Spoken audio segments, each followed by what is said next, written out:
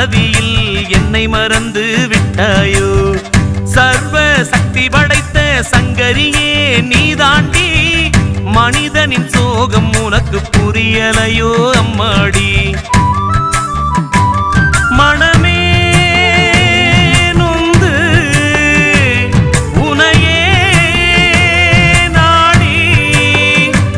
வருவேன் அம்மா பிள்ளை நானே சோதனை காலம் கடந்து நல்ல காலம் பிறப்பது எப்போது தடைகள் ஒளிந்து போகட்டுமே உன் தயவும் எனக்கு கிட்டட்டுமே